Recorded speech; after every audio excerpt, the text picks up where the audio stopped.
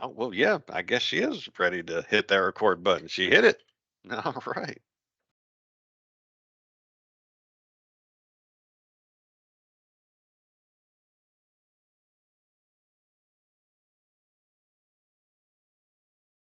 As you may tell, this meeting is being recorded and transcribed for folks who maybe couldn't make it to this or want to come back and check it. We upload recordings of these classes to a SharePoint site. I'll show you at the end of the class. You may already have the link. That's fine. But just in case you needed to know that that this is being recorded, well, it's being recorded. And so, since we are at the hour, welcome to another session of the AUS training series where all topics tie back to the key tasks identified in the AUS PD or position description. That document that says what it is an AUS is supposed to do. Since the PD says what we have to know how to do, this class series focuses on the skills and topics that speak directly to what the PD says. And we do that because if we can get the fundamentals covered, we'll do great things as AUSs and add that unique value to our facilities that only the AUS can. In this class, we will look at the single most important task that we do, the one that touches on everything else that PD talks about, and that is working with requirements packages, what goes in them, and how we can ensure our requirements packages are the best we can make them. I'm Stephen Clements, a Wisnik AUS, and I'll be your guide through this topic. I spent several years in VA contracting, switched sides to the good life of being an AUS, and earned the highest contracting certification that used to be offered, the FACSI Level 3. Since they changed that program around, a month or two ago, now I just have a FACSI professional like everybody else. But back in my day, I was a big deal. And my lovely assistant and fellow Wisnik AUS, Martin Wallace, who also has his FACC professional certification, as you should too, will be monitoring the chat because I might ask you some questions along the way, and he'll be happy to help with your general questions. If you have a question specifically for me, please let me know at the end of the class because we'll take all the time we need to discuss what's on your mind. And as I mentioned, I'll show you where to get a copy of these slides, and there's a couple other announcements to hit on. And as always, this is being recorded, and please keep your mics muted and your cameras off till the end. So, what is a requirements package? Please put your definition in the chat. And no Googling, no asking a neighbor, just off the top of your head. What is a requirements package? What's a requirement? Why do we put them in packages? Are these envelopes? Wax paper packages? Why did I make a class on this topic? I said it's a big deal, but why is it a big deal? Docs needed to create a contract. Ah, Heather Holland jumps out there in a lead. There we go. All right, Heather's got that first mover advantage. Anybody have something Oh, else I like to it, say to Jeffrey. A that? Christmas wish list.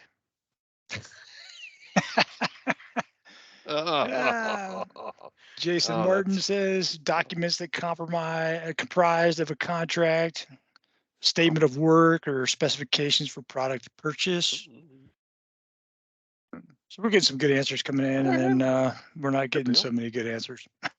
Okay, I got you. Well, we got a good variety, and the intended audience for this class is the AUS Job Series, although all are welcome. And our task and purpose will get us to our desired outcome, and those are our task to familiarize the AUS with the information and documents contracting needs from us in requirements packages to buy what we want. Our purpose in doing so is to ensure the AUS is properly equipped to create and review the requirements packages so critical to making contracts. And our desired outcome is that attendees will learn what goes into a quality, actionable requirements package. And to be clear, this class covers which documents go into the package, but it does not cover each document in great detail. Each document has a class dedicated to exploring how to use, research, and fill each one out. We already have those available for you to watch if you haven't been to them or if you want to refresh on them. But this class will cover the basics of working with the required documents. So you watch this one, and then you watch the more specific classes. So you get the big picture, then you get the fine details. And we're going to meet that task and purpose by looking at topics such as what is a requirements package? What does the AUS have to do with them? What questions do we need to answer, and how do we document those answers? To help illustrate these topics, we're going to work an example package as we go, and we will finish by summarizing what we covered, and I will point you to an opportunity for further study. So the term requirements package, it's in the title of the class. Now let's define what it is. Some people reasonably think, well, I send this thing to contracting to get a contract, so it must be called a contract package. Some people use other terms, such as those I've got on the slide.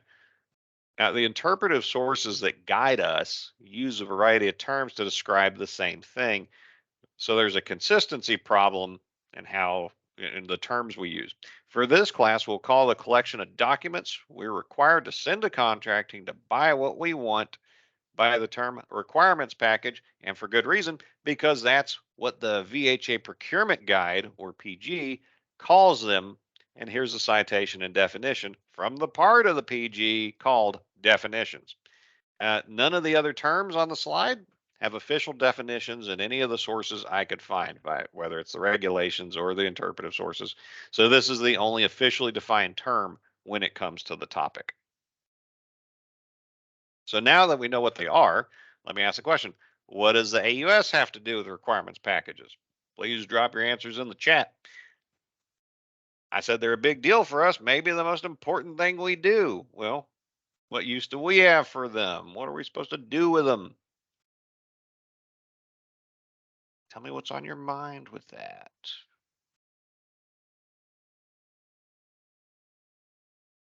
I'm still waiting.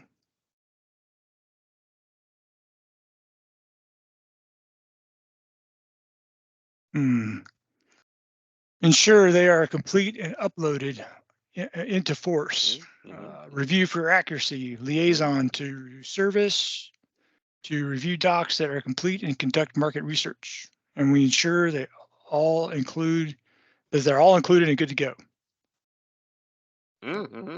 Yeah, these we got some informed opinions out there. This is good. Yes. Well, to take it back to the PD, I checked it to see what it had to say about requirements packages, and while it does have that problem with the terminology we just talked about, it turns out it has quite a lot to say.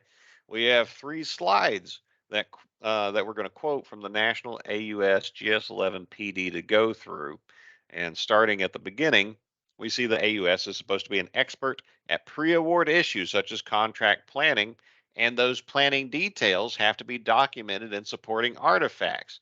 Now, by artifacts, I'm not talking about Indiana Jones artifacts. I mean documents or Excel spreadsheets, something like that. And we are to lead analyses of our customer needs and the best ways to meet them.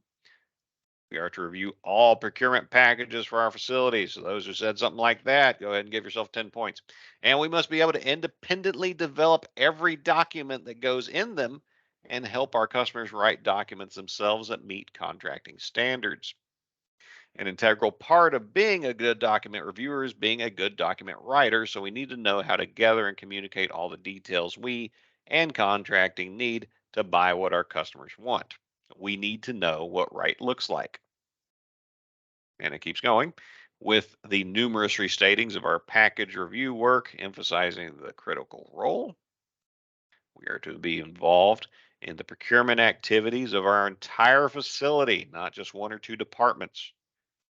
We're to monitor the package's progress and status, and we're to create and provide training to our customers and cores to help them write their own contract documents. The PD continues restating earlier points. So throughout the document, we're charged with creating, reviewing, and helping our customers with requirements packages and the documents that go in them. Now, in theory, contracting could do this job for our customers because the regs do call for COs to be involved in the acquisition process early on. In practice, though, contracting doesn't even want to hear about our requirements until we submit them through force. It's a rare case where one does actually want to get involved earlier, but I don't know that I've seen it. And if contracting receives a request they don't like, say because a document is missing or is poorly written, they'll often try to kick the whole thing back and get rid of it, get it off their plate. And trust me, contracting already has plenty of workload and doesn't want to spend time on half baked contract requests they can't even understand. They have their own bosses and goals to keep up with because back in 2008, what I call the Great Separation happened, and contracting, who used to be co located with the hospitals they served, were moved out. They were taken out of our chain of command and given their own. They were given their own offices. So they were separated both organizationally and physically from their customers.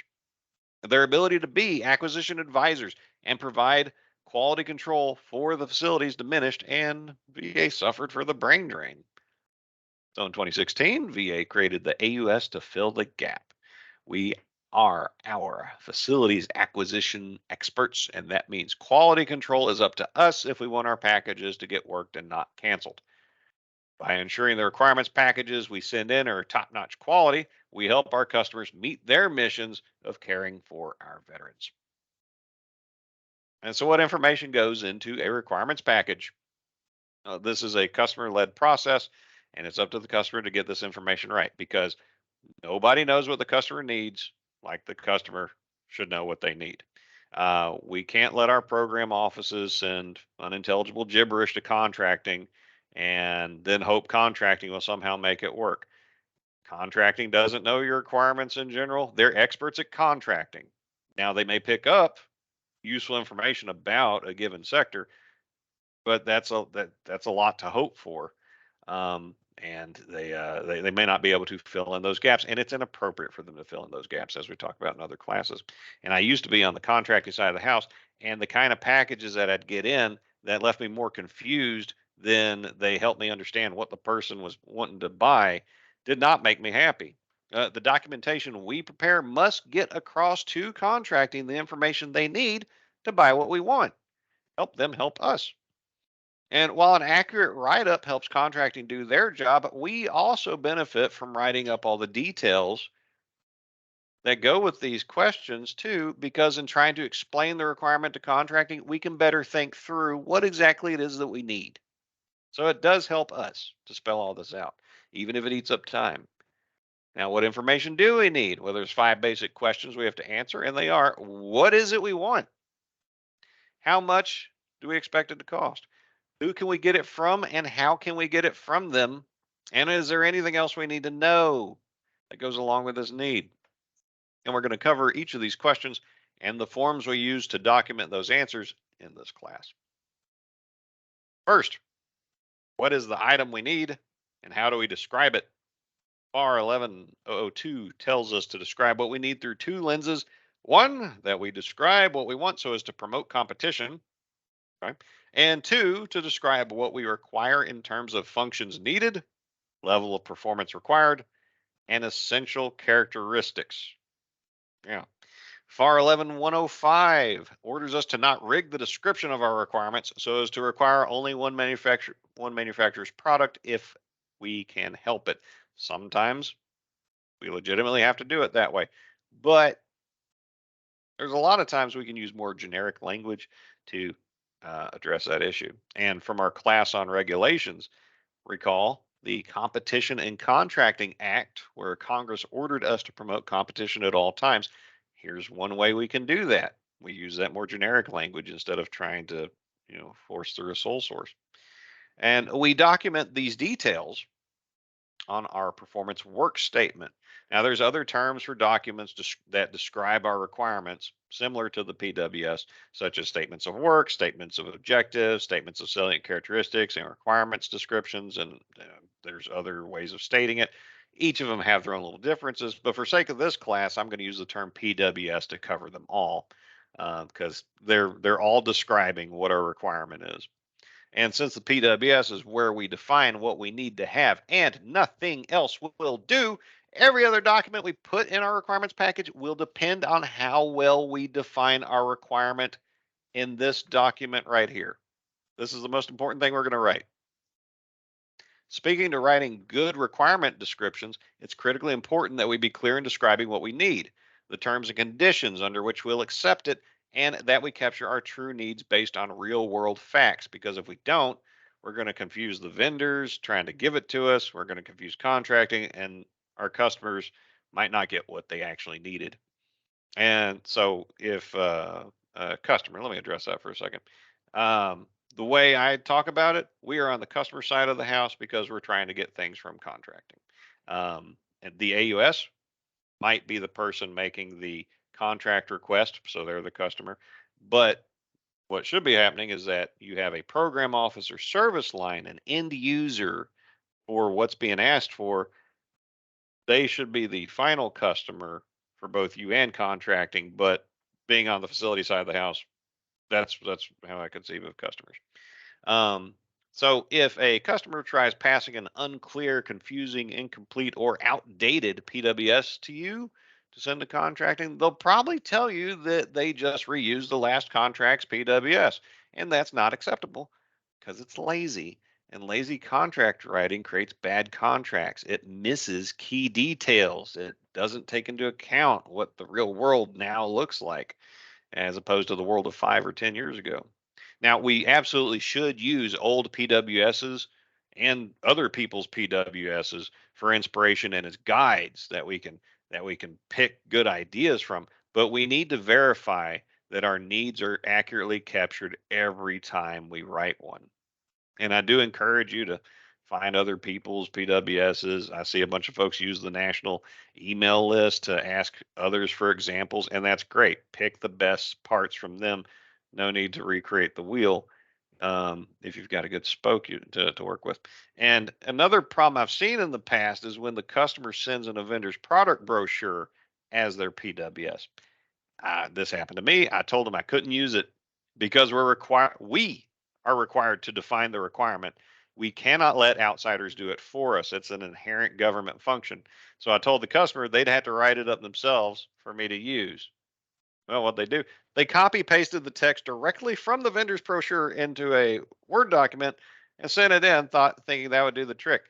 It didn't. And the customer reference guide, or CRG 8.8, states to not do that. It's a bad idea. And according to the CRG, it's illegal. I'm not sure how it is, but the CRG says it is. And believe me, when your solicitation that has that PWS copy and pasted from a vendor's brochure, assuming it gets through contracting that way, hits the street, there's going to be plenty of SDVOSBs and VOSBs that will be glad to let your CO know how unduly restrictive that is. And your CO is probably going to get protested because the customer didn't do their job right. And so I encourage you to check out CRG Section 8 if you aren't familiar with writing a PWS, because it gives great guidance on that. And we also have a class specifically on writing PWSs called Defining the Requirement that you should absolutely check out. So to get started working our sample requirement package, I came up with this purely fictional scenario based on no facts whatsoever. So no one get offended. After extensive customer feedback was analyzed, it was determined that we AUSs have really bad breath. Even those of us who work from home and only talk to people over Teams calls, somehow they can tell we have really bad breath and it offends our customers. So my boss told me to get some Tic Tacs to freshen our breath. So that's where we're going to start. So the item we're looking for in our sample, well, we have bad breath and we need to freshen it. That's our situation and our solution. So our end goal, according to my boss, is we need to buy Tic Tacs. Does that look like a good requirement description to you? Please drop your answers in the chat. Yes or no, or why not? Can we just slap that in a Word document, send it to contract, and we're going to be golden? Or do you think that maybe we could do a better job? We got 1 no, 2 no's, not enough specifics. Mhm.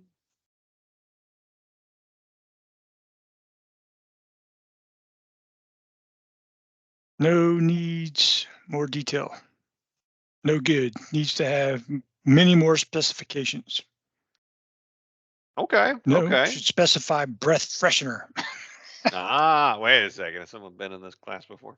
So those are good points. Now there's some pros and cons to what we have on the screen. The pro is that we identified a problem that needs solving. Your PWS should address what problem we're trying to solve. We identified we need a solution to address that problem, and that's why we're writing this contract package to fix the problem. It is a fact, tic tacs can freshen breath, so they are a solution. However, going to the cons that I could identify, and some of y'all are identifying, is that can only tic tacs do the job?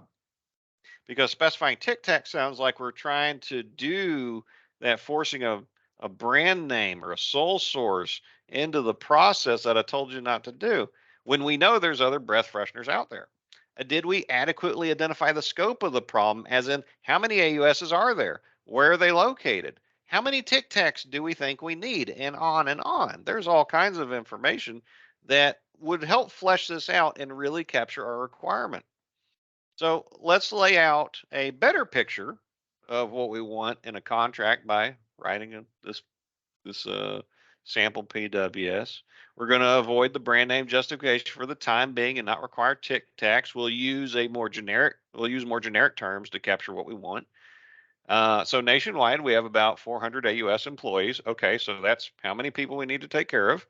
They have bad breath, so that's the situation we need to solve.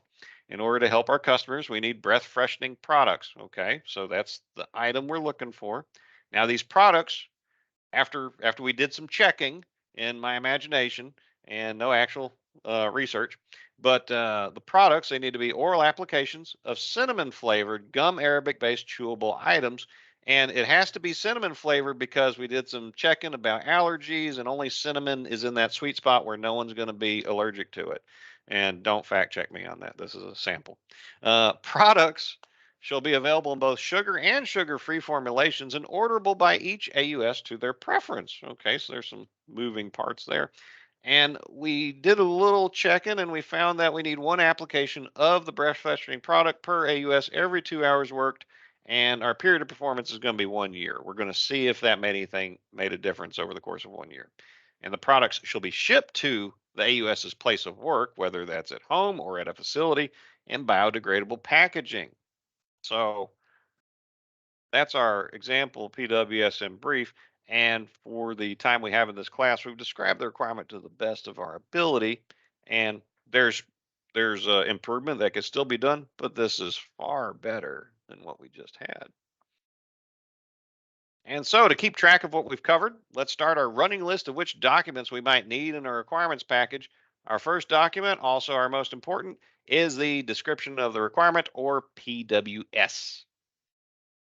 The second critical piece of information we're required to provide is how much will it cost to meet the requirement, or just how much do we think it will. We won't know till we actually get the quotes back, but we can make a budget. And in fact, the FAR tells us to do that and to show our numbers, to show how we came up with it. The PG seconds this by telling us that different dollar value tiers require different actions and documents on our part. The CRG tells us to record our numbers in an independent government cost estimate, or IGCE. It also gives us instructions and forms on how to do it. And so to familiarize you with that resource, I'm going to share my screen. Wait just one moment to not only get your eyes on the CRG, but also to um, hit some points here. All right, so this is what the customer reference guide looks like. And this link and other links that I take you to will be in the presenter's notes or on the slides themselves. And so once you get your hands on a copy of this, you just flip on through, you'll find a link. You can go right to it. And so customer reference guide, Appendix B, IGCE guide, right here at the top. As the name implies, the IGCE must be developed independently by the government. So no one else should be making your IGCE besides your customer, the person in the government that needs this thing.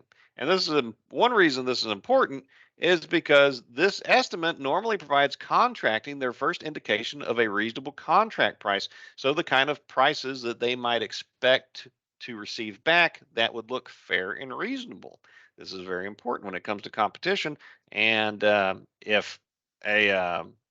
if a vendor has access to this information, ahead of time, they could get an unfair advantage over all the other over all the other competitors.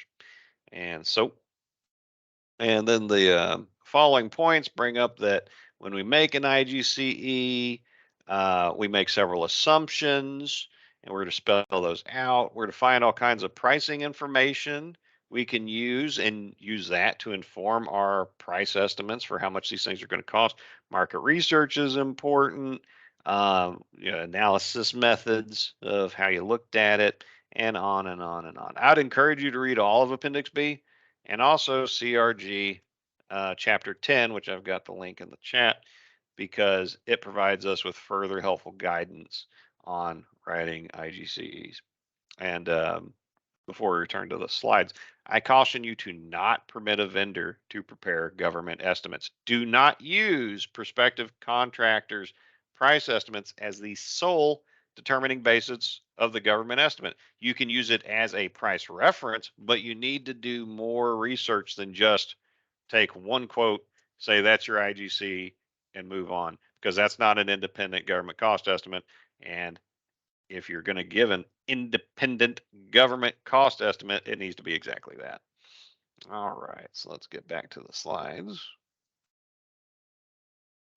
And so ask your customer lots of questions so you can help them plan their IGCE. And let's use these guidelines to make an IGCE for our example. First, how many breath fresheners do we need? Well, we have 400 estimated AUSs across the country, and the other factors we identified in our PWS. So we do our math, multiply it out, and for 12 months of breath freshening coverage, we're going to need about 416,000 units. And if we need that many units, how much does each breath freshening unit cost? Each individual application. Even though we wrote the PWS to be generic and not only for Tic Tacs, Tic Tacs are breath freshening products we can use as a price reference. So you can see the math on how we can derive a per unit price for Tic Tacs. And then in step 3, we bring them all together. And this is as far as we're going to go in this class. I'm making an IGCE, but this is workable. It gives you something, it gives you a good starting point. And I want to mention that we should add in as many relevant factors as helpful to explain our cost estimate. I could find comparable breath fresheners and do a per unit price analysis of them. And I could look up similar contracts from other VAs and ask for copies of their IGCEs to help inform my own, because it's government to government. It's fair to ask for that information. Nobody's being jeopardized by that. I could look up our facilities' past purchases. I could look on the GSA library to see the pricing there. I could look up the Bureau of Labor Statistics Consumer Price Index report and see if inflation impacts the pricing of Tic Tacs. And the better I can explain my estimates, the easier time we'll have with the acquisition. Also, don't forget to verify that funding is available. Customer will need to create a funding document, usually a 2237, or you can create a memo of no funding. Some of you may not have heard of that second one before, which brings us to our next audience question. How many of you have ever written a memorandum of no funding? Please drop your answers in the chat. And why would you use one?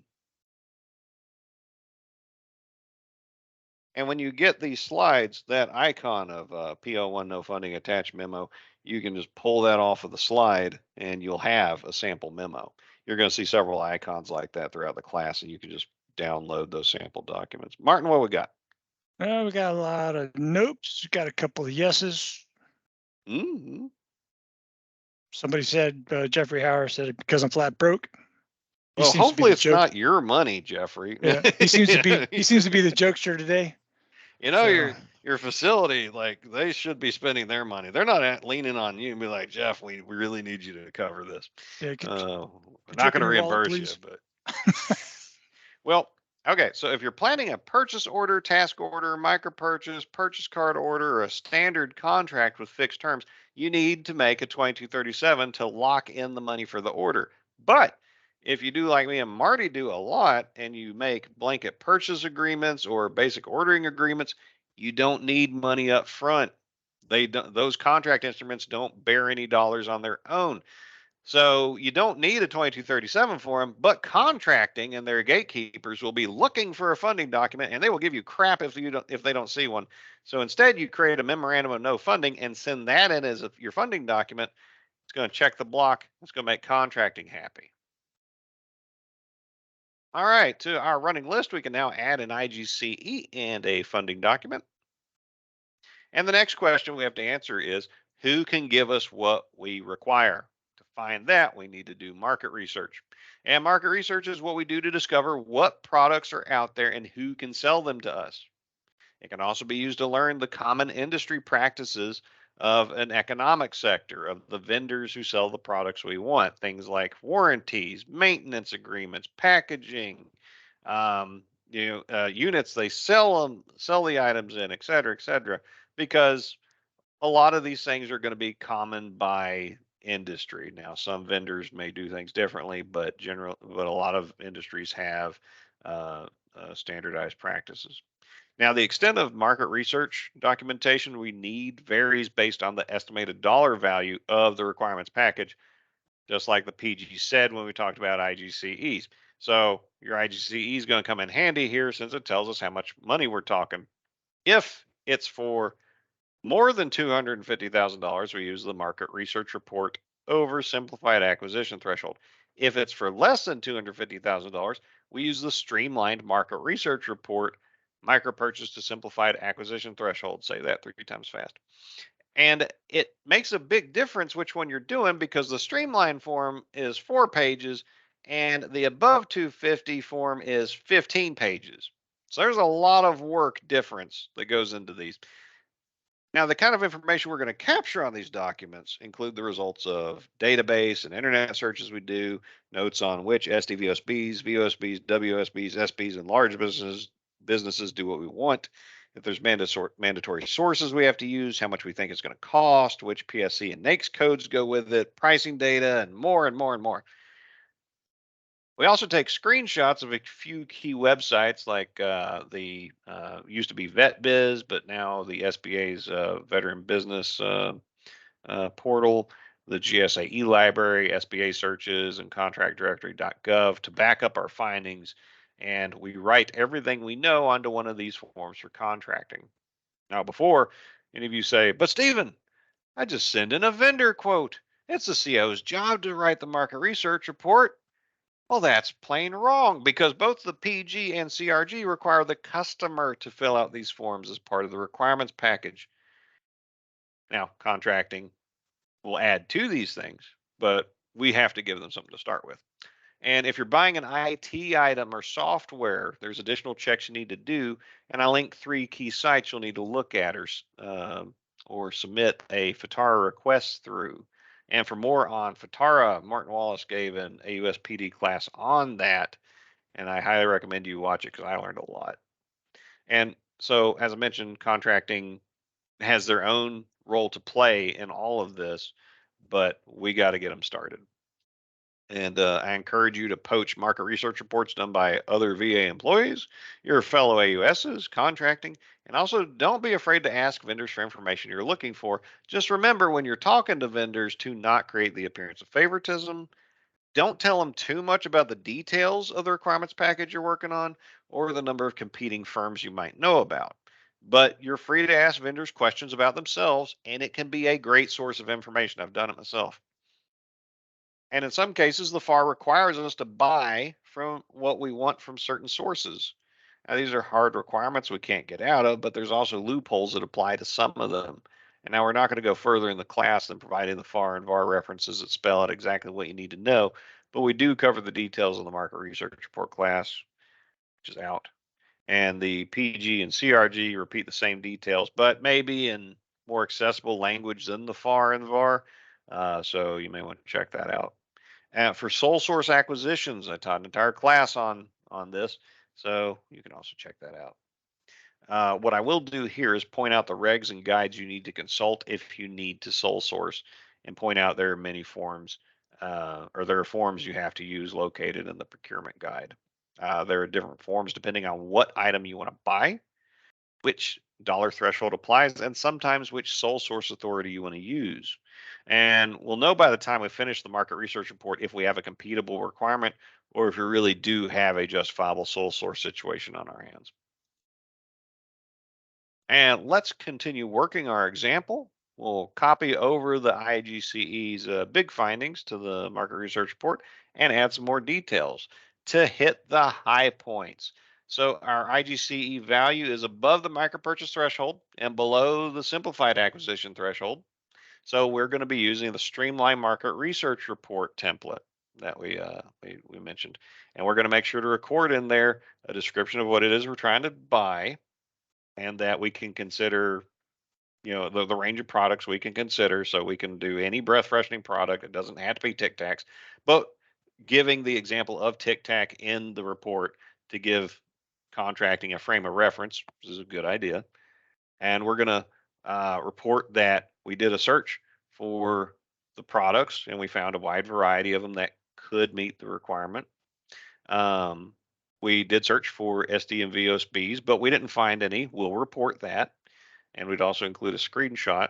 We checked with the SBA's dynamic small business search, and we found quite a few small businesses that looked like they could sell it to us, and that in our internet search, there were also large businesses that could sell it to us. So since we have a variety of businesses and items we could buy, there's no need to sole source it. And since this is not an IT item, we don't have to do a FITARA report. So to add to our running list, we now add the market research report and screenshots. If we found proof that only one vendor or product was capable of meeting the requirement, we would also write a sole source justification. And had this been an IT item, we would submit a FITARA report. So we know what the requirement is, how much it should cost, who can give it to us, and now we answer the question, how can we get it? FAR Part 7 is all about acquisition planning, so do yourself a favor and read it. Now, the acquisition plan document, or AP, is the document where we detail how we plan to meet our requirement. And it borrows a lot of information from the market research report, but it also talks about what kind of contract action we plan to take. We will spell out if we want a purchase order, a blanket purchase agreement, an IDIQ, a standard contract, or whatever, and if we only want to buy it from one vendor, or if we want to be able to buy it from several. The estimated dollar value of the acquisition is important because there's two different ways we would record this information. If the value is above $7 million, your IGCE, we would use the formal AP document, which is 27 pages long. It's not fun it's not fun. If the value is below $7 million, we would take the relevant information we're going to talk about in these next few slides, and we would work them into the market research report to record this information. We have to answer acquisition planning related questions for anything we want to buy, addressing the situation that led to the need, its acquisition history, and how we plan to obtain it from the marketplace. And so, how do we decide which vendor response to our solicitation wins? How do we pick the best deal? Evaluation factors are the criteria we choose to see how well vendors meet the stated requirements. An obvious factor we should look at is price. Is the vendor's quoted price comparable to what we found when we made our estimate? If so, the CO could consider that to be fair and reasonable. Is the vendor's price far higher or suspiciously lower than the price we had in our heads? It's easy to dismiss a price that's too high, but you should also be suspicious of prices that look too good to be true. There may be problems with accepting low ball prices. We should also consider the vendor's past performance and meeting the requirement because, after all, if a vendor has a long history of doing a great job, that could strengthen their quote. And if a vendor has a history of one disaster after another, we can reasonably expect they'll do the same to us. So, what about a vendor's ability to meet the technical requirements of the solicitation? If a vendor gives us a great price but has no idea how to deliver, and that's clear, that should shape our choices. We also cannot accept gray market medical goods. So if a vendor is not authorized by the manufacturer to sell an item to us, we can't accept their offer. We can define nearly anything of value to our requirement as an evaluation factor, and the CRG gives us more ideas for what we could do, such as we could include key employee qualifications if we want some big brain people to work on a project for us, superiority of technical approach if there's leeway in the solicitation for different routes the vendor could take to give us what we want, service area coverage, particularly if you're making a VISN or a consortium contract. Can they only service one facility, or can they service all of your facilities? That could make a difference. And anything else we could think of. Um, a former NCO one director told me while he was an Air Force contracting officer, they did everything, almost everything is past performance and price, which makes its own sense because if a vendor has good pricing and a great track record of delivering, sounds like a safe bet. And in our working example with Tic Tacs, we could add taste as an evaluation factor, but we would need to define how we would measure that objectively and let people know this is how we're going to grade this factor. Um, I have not mentioned product specifications as a factor because we don't have to include that as an evaluation factor since that's baked into the technical terms of the PWS itself and is a pass fail situation. Either a response meets the requirements we listed or it doesn't. If it doesn't, we don't care how good a deal it is, we can't accept it because it isn't what we asked for. And speaking of evaluation factors, in addition to past performance and price, what are some that you may have used in the past? Please drop your answers in the chat. Did they help? Did they hurt? Were they so good you now work them into every solicitation, every chance you get? I'd be interested to see. Uh, Location says Heather Mm-hmm. one, especially Mm-hmm. rural areas. Mm-hmm. Yeah, that Technical could work. reviews, RFI posted, ability to provide service. My favorite is price with special standards of responsibility. Of course, that's Crystal Weeks chiming in there. Wisnit Contracting Branch Chief. Yes, yes. Yeah, Yep. we like having her here. She always posts helpful comments because she knows some things, quite a few things. All right. Well, thank y'all. Those are some good ideas. And once you have your evaluation factors, you in contracting need to decide how you'll use them to select the best offer. Is one factor more important than the others? Are some equally important and some more important? What equation are you going to plug these variables into, these factors, to find out which vendor represents the best value to the government? And this is a critical part of the process called source selection method. And there's three standard ways to write these equations listed here. The lowest price technically acceptable, or LPTA method, is when you don't care about anything besides these two things. One, does the vendor's proposed solution meet our technical requirements, our minimum technical requirements? And two, which vendor gave us the lowest price? With LPTA, that's all we look at. It doesn't matter if we have two vendors where the first one wants to sell us a luxury item for a great price and the other vendor meets the bare minimum level of quality but has a lower price. We have to pick the second one. Now, Big VA is now unfavorable towards using this method, so you might want to avoid that one. Now, I'm more accustomed to and I enjoy the trade off method because I feel it encourages more flexible thinking and better analysis of what the best value purchase really looks like, where you identify what are you really looking for and what do you value the most about this. Um, because some of y'all might have experienced this for yourself that the lowest price product sometimes turns out to be not so good. And if you had spent a little more money for a competitor's product, you'd be much happier. Well, if you're using LPTA, you got to go with that bottom dollar every time. But if you have like product lifespan as one of your evaluation factors, and the cheapest product only lasts for 3 months, but a more expensive product lasts for 5 years, you could grade that response higher and get that reliability. Um, Also, does one vendor propose a better tic-tac distribution plan than the others? And that represents real value to us. If we have distribution plan as an evaluation factor, we could weight that more heavily. And with trade-off, what you're doing is you're telling vendors how you weight these factors, which are higher priorities than others. Also, you can make sure the factor you value the most gets its due consideration. And both of those methods can be found in FAR Part 15. I'd encourage you to read it. For comparative evaluations, we can only use this one when we're using FAR Part 13 simplified acquisition procedures, and it's quite a bit different. In those first two methods, LPTA and trade-off, you can only compare a vendor's response directly to the terms of the solicitation. You can't compare them to each other's. Comparative evaluations let you compare vendor responses directly to one another to see who's offering the better deal.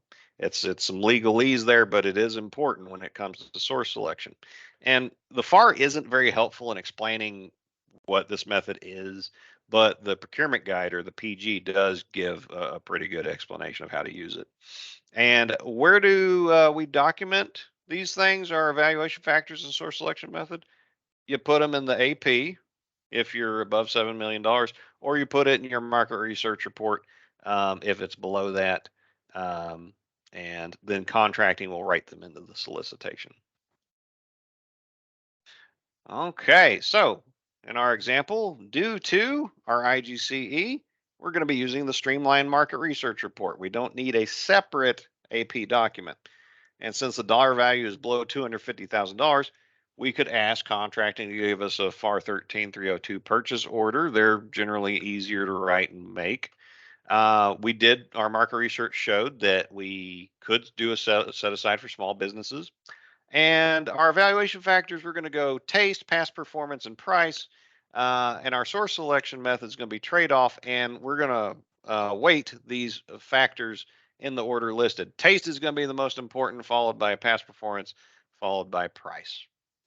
And that's what we got there. And now we can add the acquisition plan to our list. You need to either have the separate document or account for all those details on your market research report. So we've covered the major documents, but there are still a couple things we need to include in our requirements package. If evaluation factors help us grade which vendor looks like the best deal, we use quality assurance surveillance programs, or QASPs, to grade how good a job the contractor performs after contract award.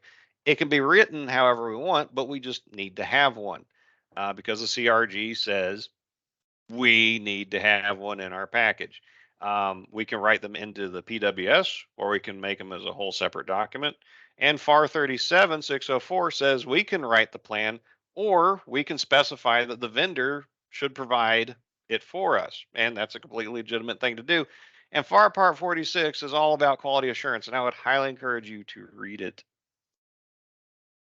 So, what are you trying to put in your QASP? Well, the key elements we got are: which parts of a contractor's performance do you want to measure? And what's the quality standard for that measurement? How are you going to measure that measurement? How are you going to measure their performance? And what happens if the vendor meets, falls below, or exceeds the standards that you put? You just need to define these things. Can you offer incentives for exceeding the quality standard? Like, will you promise to write the vendor a good performance evaluation if they meet the standard or exceed it? Can you give them incentive payments? That's a legal thing depending on the contract type.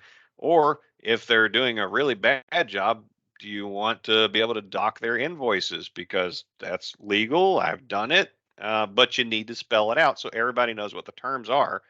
So there's no surprises. It gives you a leg to stand on, however which way it goes. And while you can write these things in any format you want, you can also use the sample QASP that I've got at the Wisnet Contract SharePoint site, and I've got a link in the presenter's notes to take you right to it and take a look at it, see if you like it, and then use it, change it however you want to. But it'll give you a starting point. And we also have to address physical, electronic, and information security issues that go with our requirements. Unlike in almost every other topic we've discussed, our standard sources and regulations have very little to offer beyond saying we need to account for these security concerns. They don't give us much to work with, but VA Directive 6500 does tell us what we need to do, and it provides us the form we need to fill out. So our QUASP can go in the PWS on a separate memo, or we can just tell the vendor to give us one. And the 6500 checklist is the final document we need for most requirement packages. Now, individual contracting offices and contracting officers may impose additional requirements, but by the sources, this is what you should expect for a brand new contract package to address these issues somewhere. Now, in addition to the list of documents we built in the class, there's some checklists we can use to walk us through the requirement package writing process. So the CRG provides document checklists that cover nearly anything you want to buy. And where the CRG checklists are geared towards us, we could also use contracting zone review sheets because, after all, if they're going to evaluate your package document using those checklists, it might help you to see what exactly they're looking for. And the critical value offered by using either type of checklist is they help you get the package right the first time. So if contracting comes back and asks you for more information, it's way easier to give them a few details that were missing from a form you already gave them than having to fill out forms you had no idea even existed. And I like using them because they help me idiot proof my packages and eliminate those easy mistakes that I knew needed to be there, but I just forgot. And I'm going to give you a brief look where to find these checklists and what they look like. So we're going to go on a Safari here. And so we go on over to customer. We're going to start with the customer reference guide, chapter 7, detailed customer procedures. Link is in the presenter's notes. And while the rest of this is neat stuff, I'm going to take you down the page to the list of these checklists. And these right here, all these attachments, you're going to see that they have a different type of item that they're for. And every one of these, you click on it, it's going to give you a Word document that is this checklist. We're going to take a look at the attachment 4 for service contracts. Gives you a brief introduction, what this is. It reminds you you're going to need to submit this through Force, the date you worked on it, place to put your 2237 number. All this stuff is to help prompt you for information that you should have at least addressed. If you don't actually need it for a given package, you would check not required when it asks you, hey, do you have this information? Do you have a 2237? Is it funded or unfunded? Enclosed or not? And on and on and on. It goes on for 12 pages, but these are simple questions that, once again, like I said, they prompt you with helpful details of, did you get this? Did you get that? Did you consider this factor? Did you consider that factor? To give you that hand holding experience to make your job easier. Um, so I'm a fan. I'm a fan of these things. Now we're going to take a look at the list that contracting uses. So if you go to the VHA procurement guide and this section right here for contract review, it's got quite a bit of useful information to help you understand the contract review process. But I want to take you down to these procurement checklists, and you're going to see significantly fewer item types, because they're a little more generic than we saw on the CRG page. But these are going to cover whatever we're looking at, or most things we're looking at. So supplies, it's going to be up here, construction, medical sharing, services, prosthetics, on and on. And you're going to see an SO1. This is a checklist that contracting uses for the period of time where they receive the package through Force and before they've put anything out for solicitation. That's key, because once they have solicited your contract requirement, then when they get the responses in, they're going to switch to using an S31 to guide their processes up into the point of award. So there's two different phases that contracting looks at, and it won't hurt you to know what details they're looking for at each phase. I'm going to show you one sample document. We're going to take another look at a services checklist, and here's your SO1 like we just talked about. So this is pre-solicitation, just general information about the package and who's working it. Your IGC eval, you can be going up here. Now this, we can skip this part, the ECMS compliance check, because that's really for them, for contracting. But this phase one, this is what you would want to be looking at. For example, does the funding action briefcase contain a valid procurement request? And it talks about it did funding. Okay, funding. Did you give them money? Did you give them an IGCE? Did you give them a PWS that describes the things that we talked about that you need to include? Is this for temporary staffing? In which case, here's something else you need to think about. Did you do market research? Those dollar figures make you a difference in what you need to do. Well, we see different dollar figures right here with citations to the FAR. So if you don't know where you fall in, you could click on this and get more information, and on and on and on. So if you make it all the way through this or the CRG checklist, and especially if you make it through both, and you're like, yeah, I got a warm fuzzy on everything I'm sending in, your package is going to be in good shape. And the resources are there. Why not use it? All right, but do these checklists cover every kind of contract action we might request? No, they don't. They don't cover option years, no cost mods, increase, decrease mods, terminations, task delivery orders, micro purchases, or government purchase cards. Oh no. However, there are forms and guidelines to help with those. Now, these are generally not national products like a VISN or an NCO. Might have come up with these on their own to help with their own quality assurance procedures. If you want, and I've got some details on the slide to help spell out what you need for each thing. If you want contracting to do a micro purchase for you, which is the contracting version of whipping out a purchase card, um, but I think it's generally legally less hazardous to get contracting to do a micro purchase for you. Those are the documents they're going to need from you, and they happen to be the same documents you're going to need to do a purchase card order on your own. And Vision 20 has a form that they use to collect this information when they do a government purchase card request, and you can use that as a template if you don't have a version of your own. And for modifications, I included the modification request form NCO 20 uses because it's super helpful in collecting the information you're going to need for it.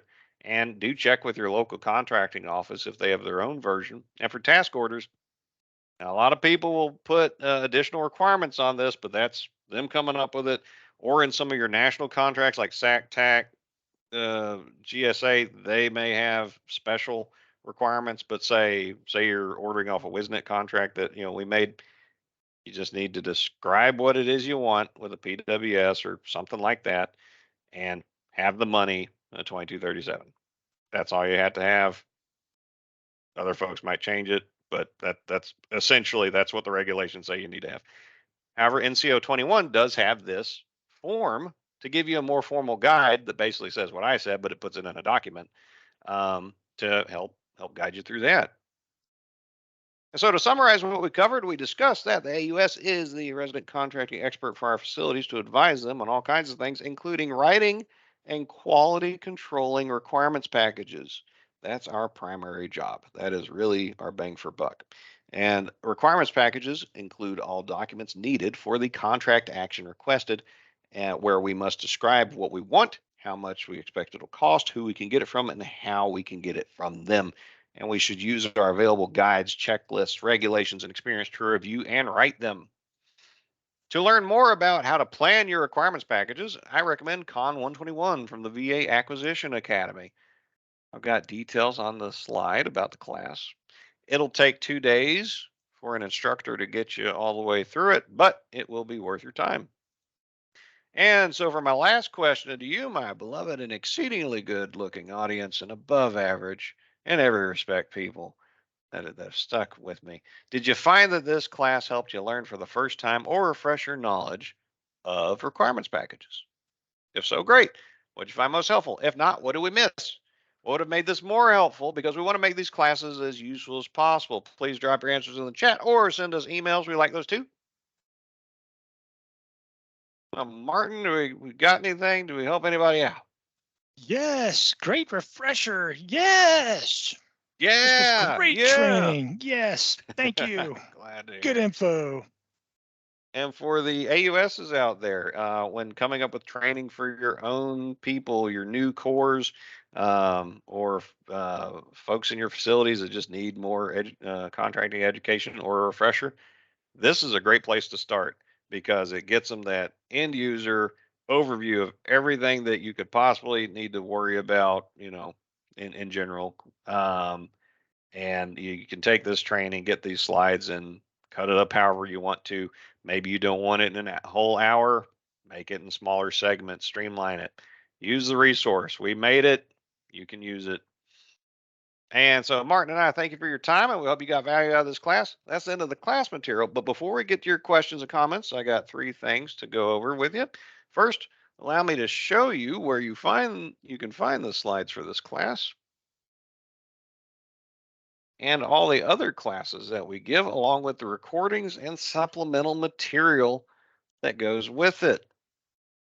Because we'll usually collect the frequently asked questions or the big, like meaty questions we get during these classes and put them in facts. There you go here, and here's one of the sample classes we've given on contract audits. You've got the FAQ, you've got a recording of it, you've got the PowerPoint slideshow, you've got other things that we talk about during the class that we thought you might want to have copies of. And at that link, you're going to find every class we've given in order, and also, you got here the AUS monthly newsletter that Martin just started last month. We've got two editions up. Here they are. They have some very helpful training in it. And the supervisor guide to the AUS job series. So if you or your facility or leadership wants to know more about the AUS job series, this is a 30-minute or less class that hits all the important points. And over here, you got all kinds of other training resources. Be good for you. Second, don't forget you can self-register this class and Cornerstone on Demand for one CLP. So please do it. I do it. And boy, am I banking lots of CLPs for giving this class. And just as you can get CLPs for preparing training to give to people and delivering it. So don't short yourself. Do it. Third, today at 1:30 p.m. Central Standard Time, RPO West Director and Head of Contracting, Curtis Jordan, very intelligent and dynamic leader we've got, is having an AUS town hall. And you're all invited because whether you're in the Wisnik area or not, getting to ask questions to and hear insights from such a senior contracting executive is a great opportunity and you should attend. And I expect there's going to be some really exciting news there, at least if you're a nerd like me. I forwarded the invite earlier this week, but if you didn't get it, hit me up. And also on Tuesday, the 28th, at the same time, 1:30 p.m. Central Standard Time, Mr. Jordan will be having a core town hall, and Wisnik area cores and AUSs should absolutely attend. I'm going to forward that invite on Monday just to keep it fresh. So that's all I've got for prepared stuff. With that out of the way, what questions we got? What do we got to talk about? We're going to stick around as long as you have things to say, or until 1:30 Central Standard Time, where we're going to ditch out of here and go hear what Curtis Jordan has to say. G-invoicing, probably not. That is a whole separate niche issue that there is training out there. We haven't made it, and but others have, and they're getting that out there.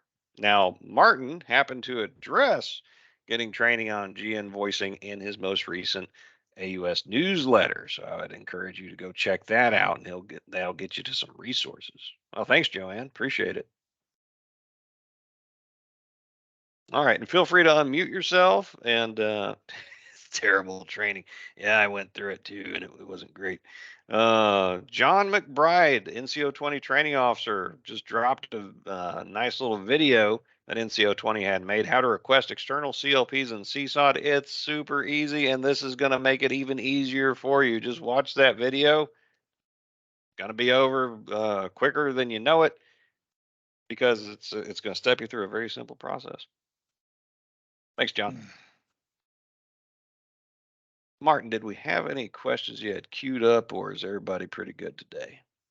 Nope, I addressed all the questions that were queued up, most from Jeffrey Hewer.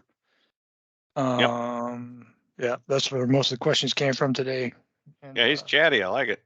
I like it. yeah, and some great help from Crystal Weeks. She put a few discussion points out there also for folks, so that was good to have She her on usually board does. today. Yep, sure is.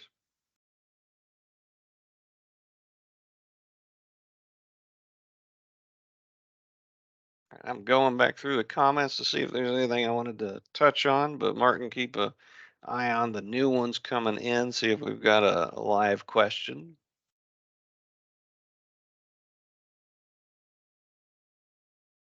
I see Jeffrey Hoyer was talking about his requirement review process. That seems good. Yeah, it is time consuming, but it's so much better to put in the extra time up front than having to fight a rear guard action after the fact, trying to make up for what you missed or getting protested over something simple and easily avoidable, or the contract you wind up getting is terrible and it doesn't do what you need it to do, because then you got to go through the whole process again. And so yeah, it's a good idea. Love it. Take the extra time up front, do it right the first time, make your life so much better. I got a fun fact from Crystal. You have to have HCA approval to use LPTA. Yes, that's what I'm talking about. Big VA doesn't trust a lot of people to use LPTA anymore. So you have to get an SESer. So you have, if you're in the Visins 17, 19, 20, 21, and 22, you've got to get Curtis Jordan to sign off on you using that source selection method. And boy, there are such better uses of his time than that. But yeah, you got to ask him permission to do it. So I would highly encourage you to check out trade off and comparative analysis. It will save you time in the contracting process to do it one of those other ways.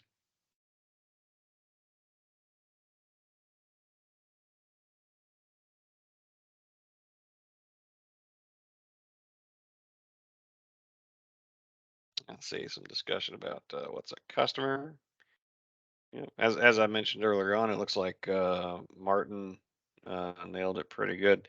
When I use it, when I use the term customer, is generally the facility side of the house, um, and the customer could be the AUS is the person who owns and needs the contract being requested. Um, like technically, Martin and I for the Wisnick, we're the folks left holding the bag, so we're the owners, we're the customer for those contracts. Um, but if you hopefully you've got program offices or end users that are the ones that you're helping make the contracts, and they would be the final customer. But it's good that y'all have the discussion. Make sure you're clear on that. Crystal giving AUS's grief.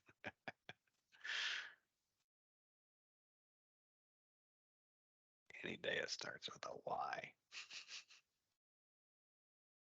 I don't know. I thought you were pretty darn pleasant yesterday.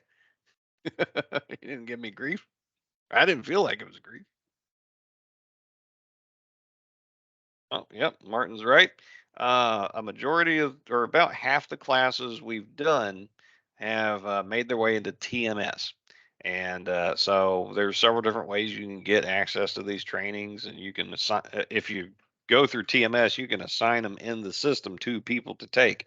So then you have a digital trail of accountability in case that's helpful. And see some people with some food issues here. The red dye. Jeffrey wants more red dye. He just can't get enough of that particular chemical. Yellow 5 and Twinkies. That's a concern.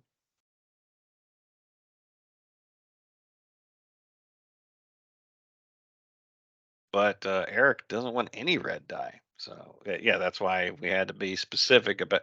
This does highlight a point of making sure your requirement is accurate to what you need and what you have to have.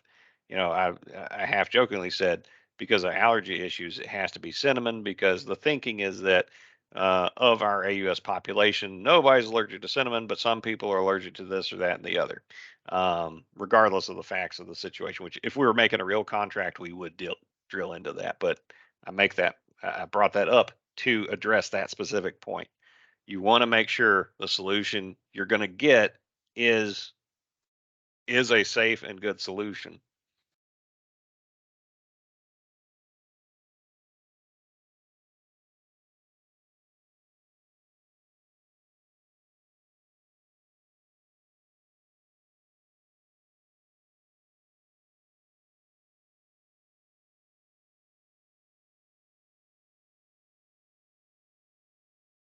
All right, I haven't heard any more questions or had Marty feed me any. So at 1:11 Central Standard Time, so in 2 minutes, if we ain't got anything, we're gonna get a move on and take a quick break before we go listen to Mr. Jordan talk. And he's entertaining too. Whether what he's saying is making you happy or making you sad or making you mad, it's gonna be entertaining. The guy knows how to talk.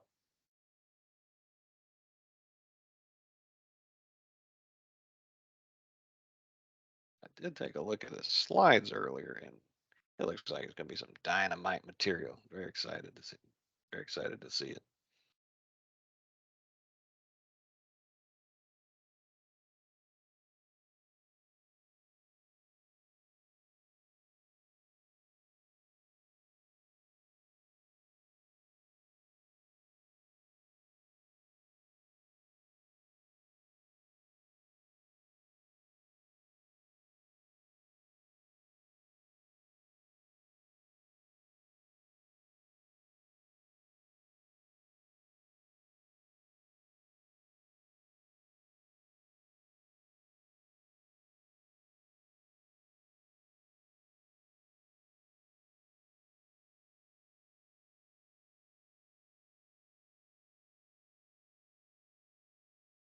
Oh, I see some people in a separate chat. Is this the town hall? Talking about what time it's supposed to be? Yeah, 1:30 Central Standard Time. So you just adjust that depending on what time zone you're in. So Eastern Time, it's 2:30, and Mountain is at noon 30, and then Pacific, looking at 11:30. Yeah, it looks like some people getting into that U.S. town hall a little too quick, but that's good. It's enthusiasm. All right, y'all. Well, that's been fun. I appreciate it, and hope you have a great day.